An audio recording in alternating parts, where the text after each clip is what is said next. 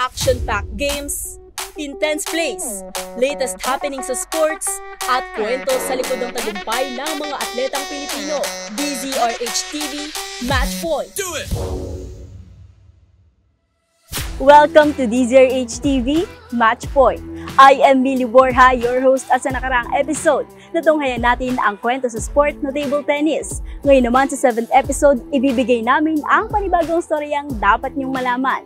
Ang kwento sa likod ng tagumpay ng atletang Pilipino mula sa sport na Dragon Boat. Ang Dragon Boat Racing ay may malalim na kasaysayan sa Pilipinas at ito ay may malaking kaugnayan sa tradisyonal na kultura ng bansa. Ang Pilipinas ay isa sa mga unang bansa sa Asia na nakilahok sa pandaigdigang kompetisyon ng Dragon Boat.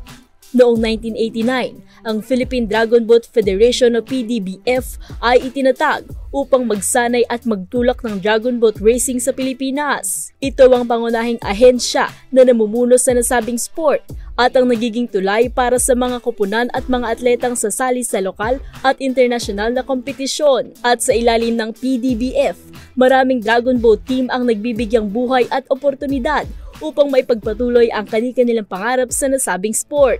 Kabilang na dyan ang Dragon Boat team na Bruins Racers of the High Seas. Casey Aquino po, Bruins Racers of the High Seas, Dragon Boat. Basically, Dragon Boat kasi is a cultural activity. Coming from China, ganyan-ganyan. Tapos, naging parang sport siya officially, sometime in the 1970s. And then, napunta siya sa Pilipinas, mga 1990s, ganyan, 1980s, 1990s. And then, I was able to be invited sa isang club. So, parang exercise lang siya. Isang mode of exercise. So, yun ang Dragon Boat sa akin nung nagsisimula ako.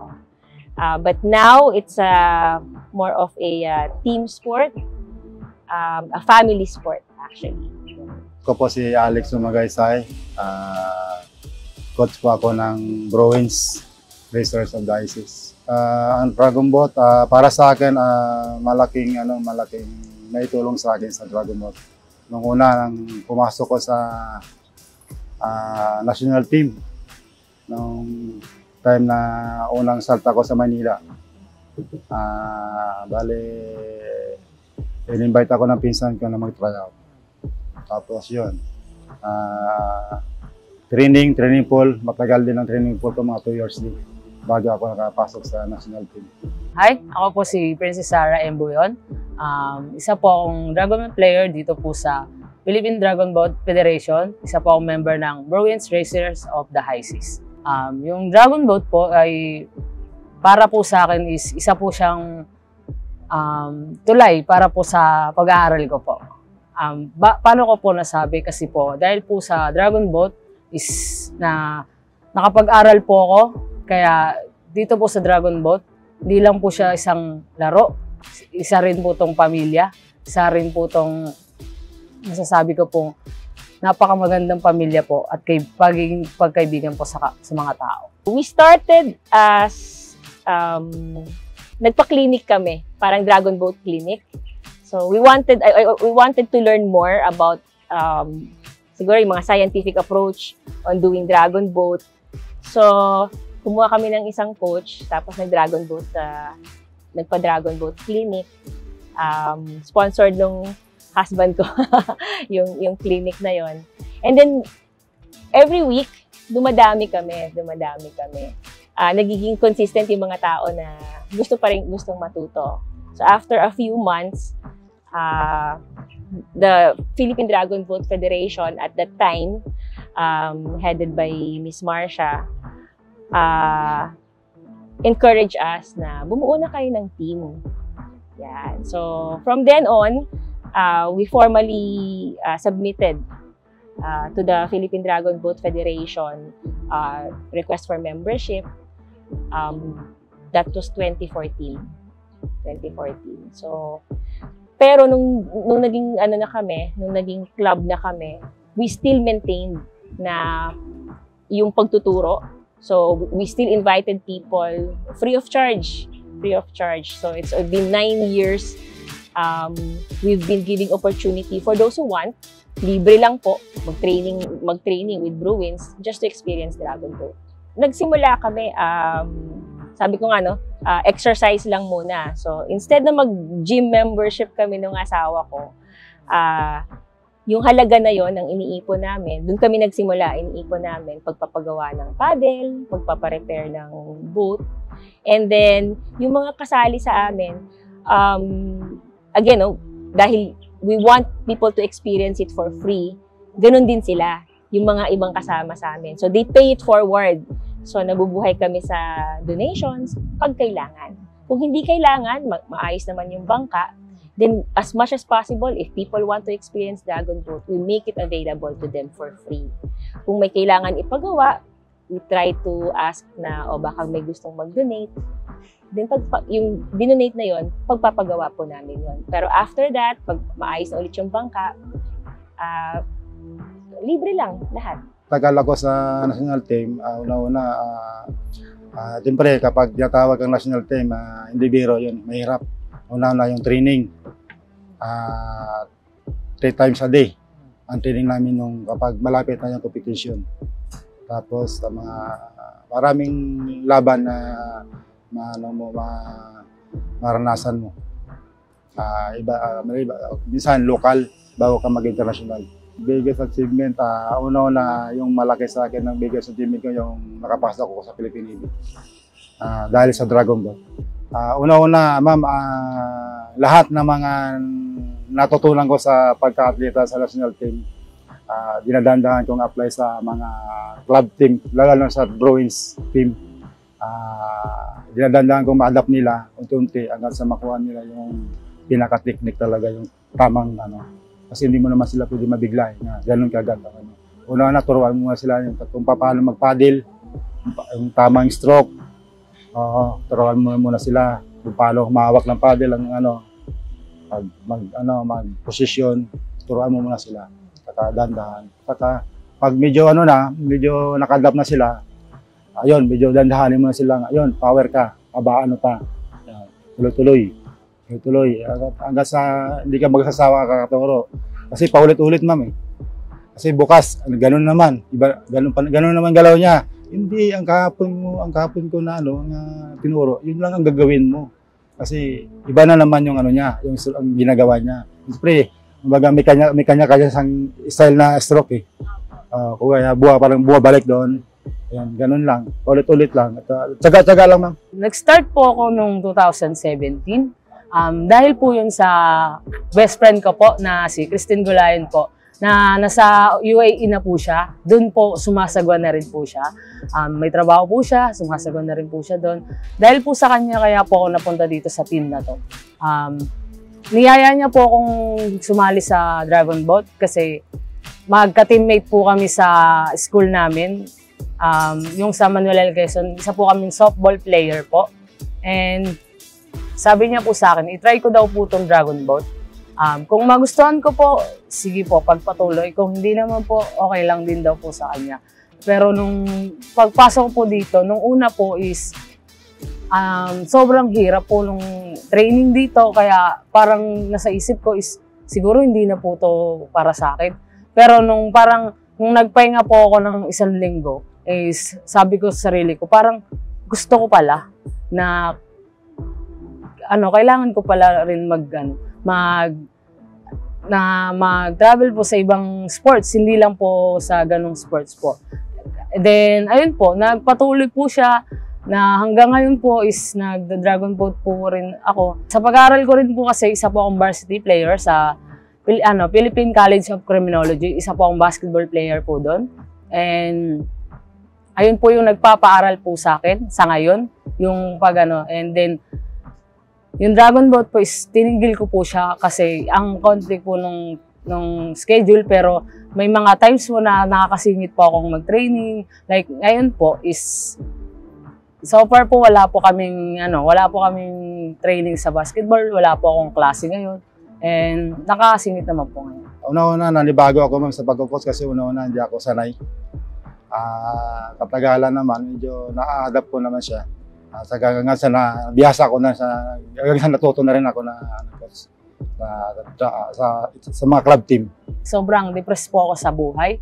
And siguro 2018 pa lang po is parang sinasabi niya na pong gusto niya akong pag-aralin. And sabi ko, siguro hindi ko pa po kaya.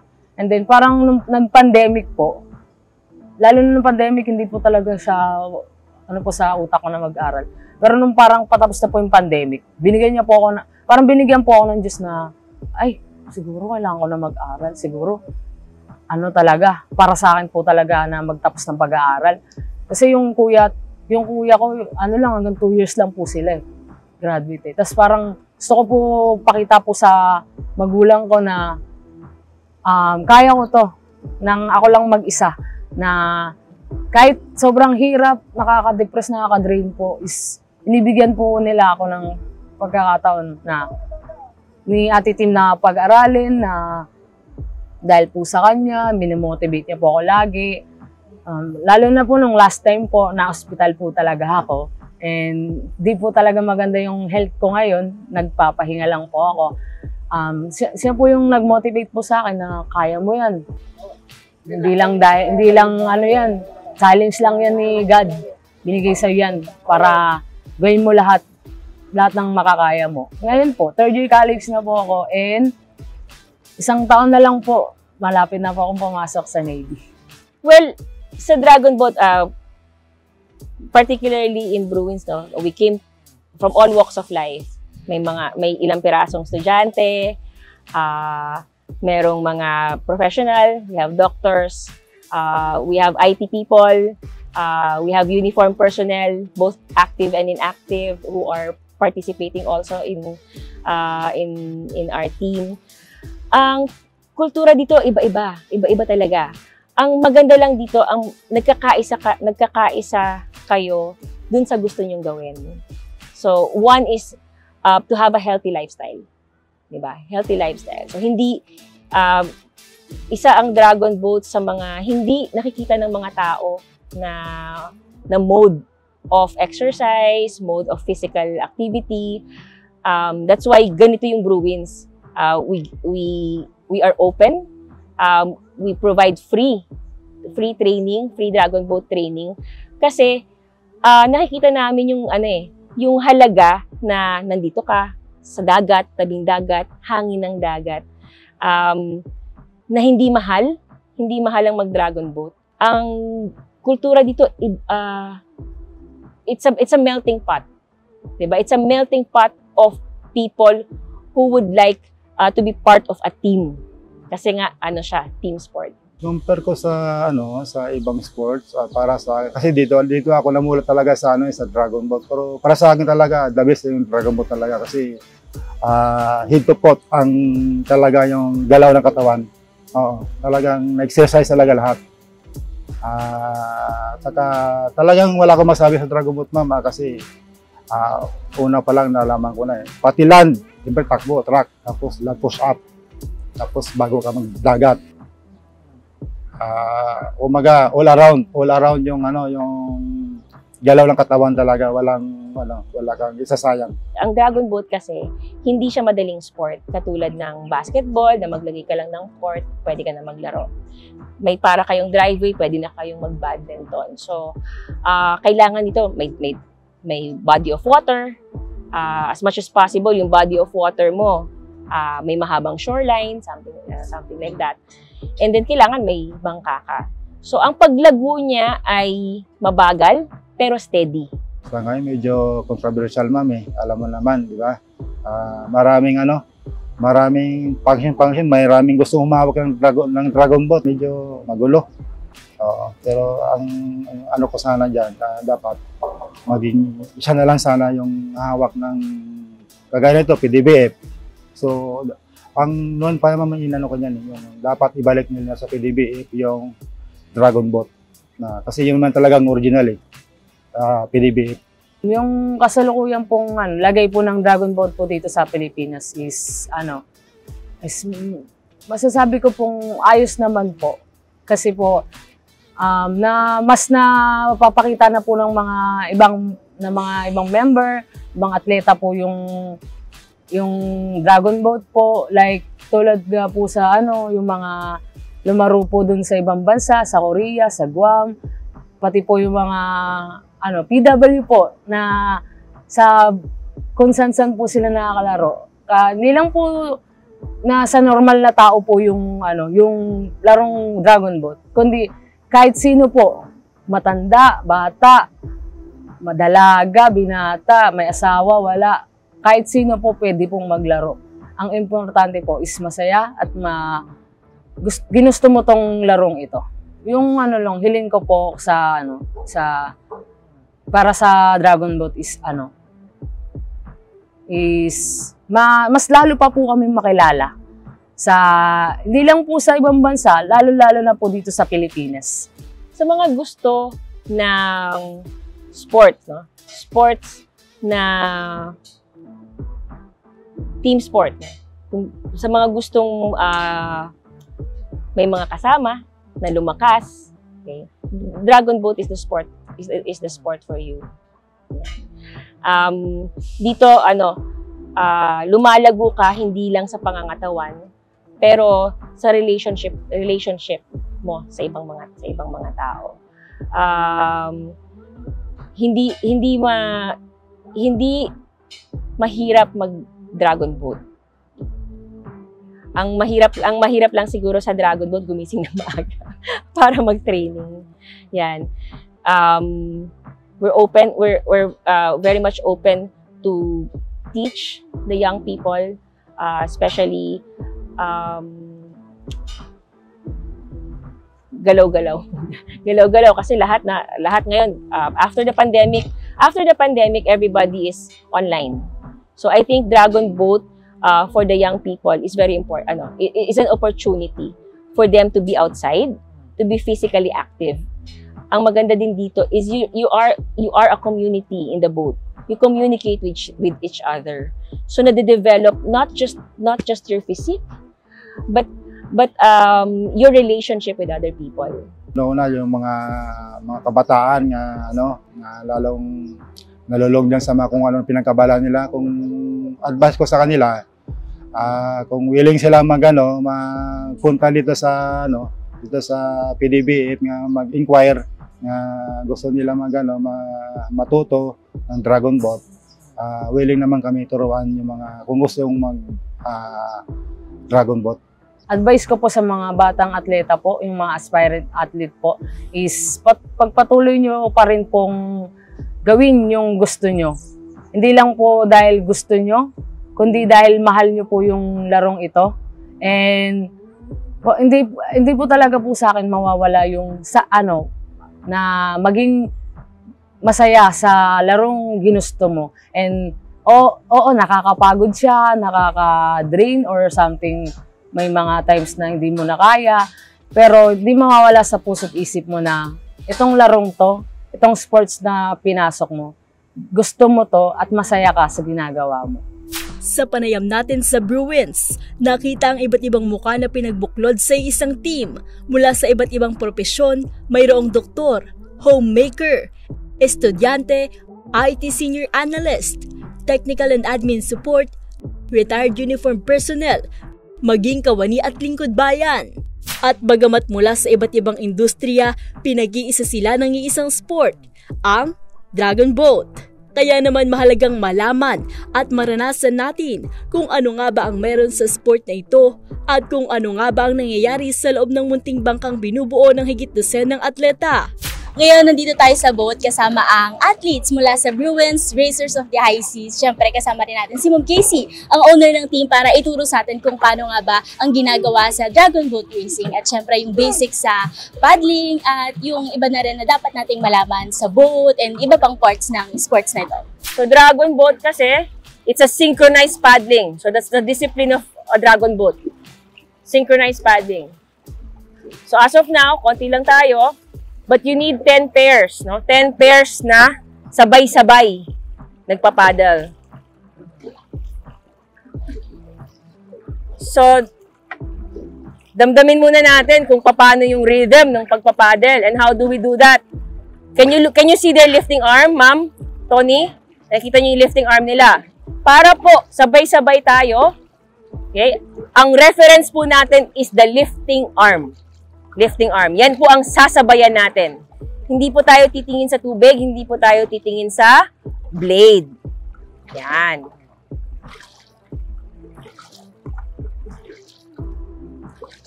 Okay? So, laging lifting arm lang po. Ma'am, if you could also use your rowing arm para sabay po, parang, yan. Follow. 10 more.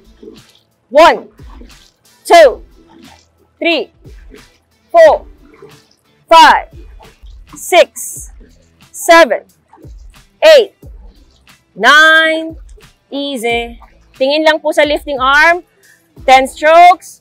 Now, 1, 2, 3, 4, 5, 6, 7, 8, 9. Easy. Yan. The sport of dragon boat is synchronized paddling. So, everybody paddles at the same time. Point of reference po natin is the lifting arm. So, can you look at me? Everybody look at me.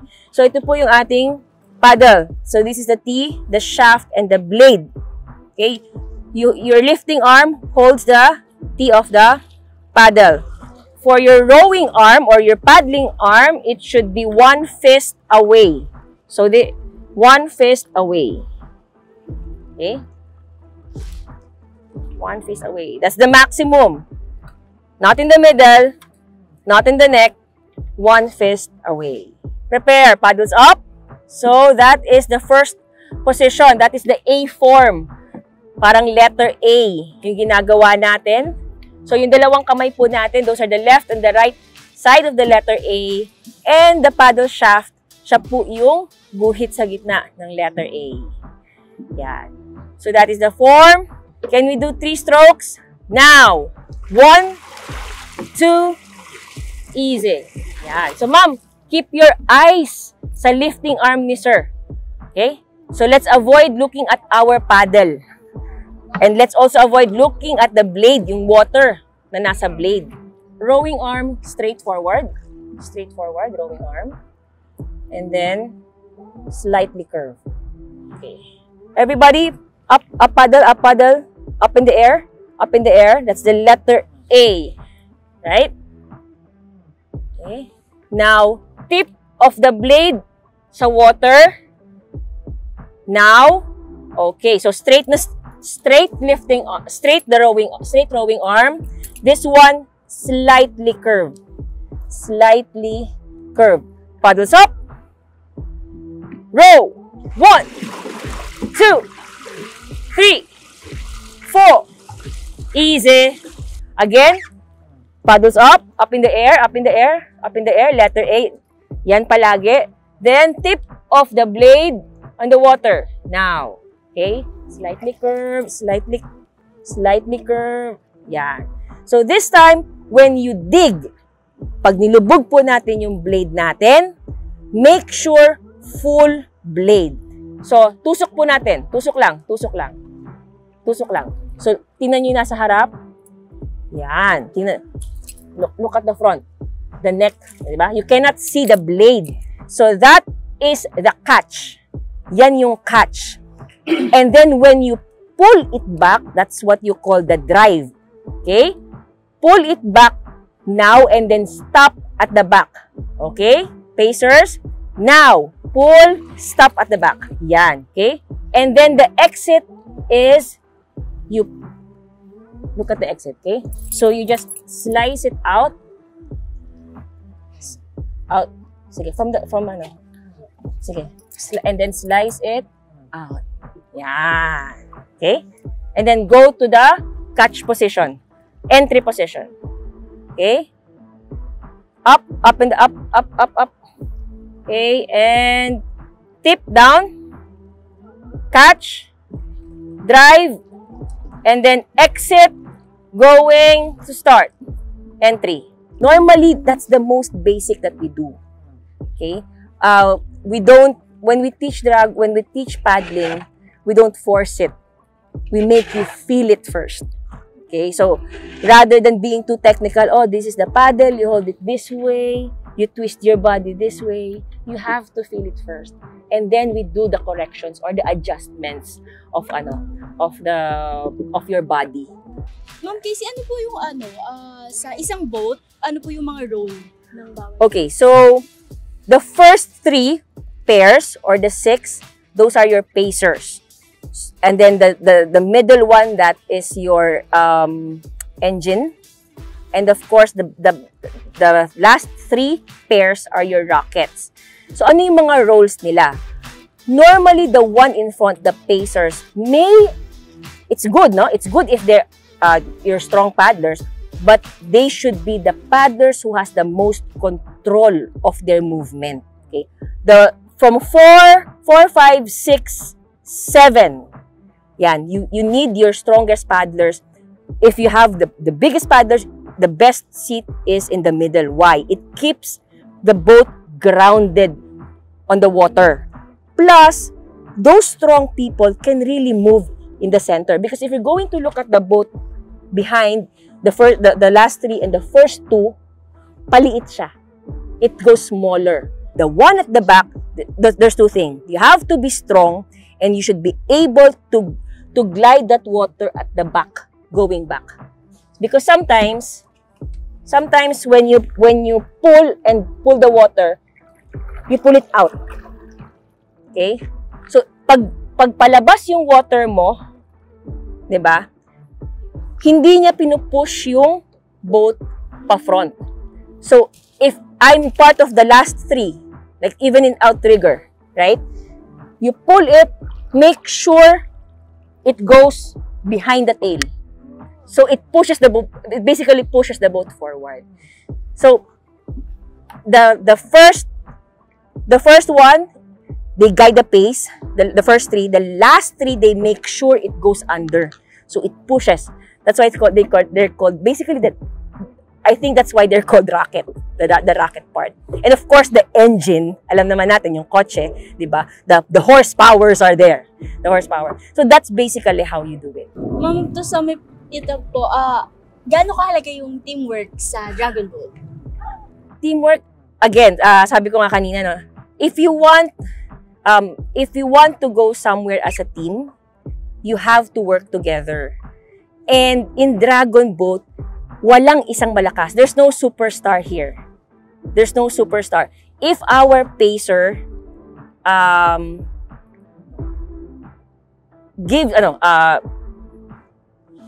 paces too fast, sobrang bilis, 'di ba? Na yung engine natin naiiwan, so hindi makakasabay. So he has to know ano yung kakayaning pace or pinakamagandang pace. Okay? In basketball, you give the ball to your star player, to your star shooter. Here, a person can be the strongest weightlifter. You can be the fastest runner. You can be the strongest person. You can do 100 pull-ups. But if you cannot move together with the team, then this sport is not for you. Ganun ka-importante. Another thing is yung tiwala sa isa't isa. Tiwala yung nasa harap, nasasabayan mo. Take note, hindi mo siya susundan. Sasabayan. Like ko sinasabi, join me, be with me. Do not follow me, be with me. Ganun dapat ang mindset dito. Walang superstar. You have to be together, move as one.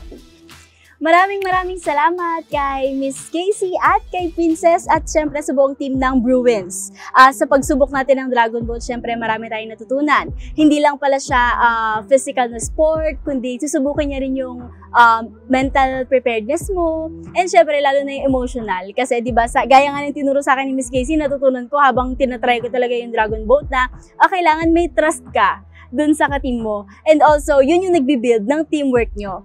Huli na lang, Miss Casey, Princess, ano pong mensahe nyo sa mga interesado at gustong sumubok ng Dragon Boat? Unang-una, maraming salamat po sa experience ng Dragon Boat. Thank you so much po. Hindi po lahat ng tao willing. But message ko po sana, try niyo po yung Dragon Boat na sport. Maganda po ito sa pangangatawan. Maganda rin po ito para sa ating mental health at saka po sa ating komunidad. Bruins Racers from the High Seas, open po palagi ang aming membership. We train you for free. As much as possible po, yung recreational paddling po natin, we offer it to everyone po na may gusto. Thank you so much po, Miss Casey, Princess! Narinig natin ang kwento ng Bruins Racers of the High Seas. Marami tayong natutunan sa kung ano nga bang meron sa sport na to. Nalaman din natin ang mga pagsubok na kinaharap nila maging ang kanilang matatamis na tagumpay. Sana'y sa bawat istoryang inihatid namin, naipakita namin ang mensahe ng pusong lumalaban para sa pangarap at sa bayan. And that is it for our 7th episode. Maraming salamat sa Bruins Racers of the High Seas. Again, I am your host, Mili Borja, at magkita-kita tayong muli sa susunod na episode ng DZRH TV Match Point.